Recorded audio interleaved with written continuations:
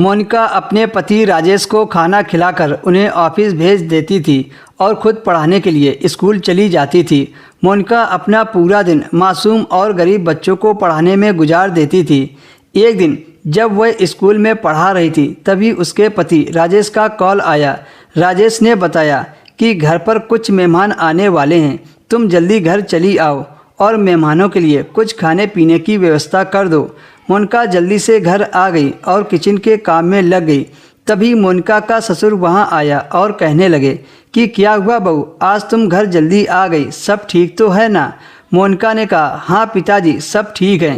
राजेश के कुछ दोस्त घर पर आ रहे हैं, तभी मुझे जल्दी आना पड़ा ताकि मैं चाय नाश्ते की व्यवस्था कर सकूं। फिर मोनिका का ससुर अपने कमरे में चला गया और थोड़ी ही देर बाद रमेश के साथ उनके कुछ दोस्त घर पर आ गए। रमेश ने बताया कि जब वह शिमला में पढ़ाई करता था तब यह लोग मेरे क्लास में थे, हमारी काफ़ी अच्छी दोस्ती थी। फिर जब वह यहाँ आया तो रमेश की अपने दोस्तों से बातचीत होनी बंद हो गई। रमेश ने मोनिका को बताया कि मेरे दोस्त यहाँ घूमने आए थे तो मुझे कॉल किया। मोनिका ने फिर उन लोगों को अपने घर पर इनवाइट कर दिया। उन लोगों ने चाय नाश्ता किया, फिर कुछ देर बात करने के बाद चले गए।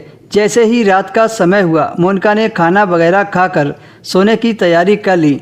तभी मोनिका ने देखा कि उसके कमरे में पानी नहीं है तो वह पानी लेने के लिए किचन में आई। तभी मोनिका की नज़र अपने ससुर पर पड़ी। उनके हाथ में फिटकरी थी और वह अपने कमरे में चले गए। जब मोनिका पानी लेकर वापस अपने कमरे में आई तो मोनिका ने सुना कि उनके कमरे से चिल्लाने की आवाज़ें आ रही थी।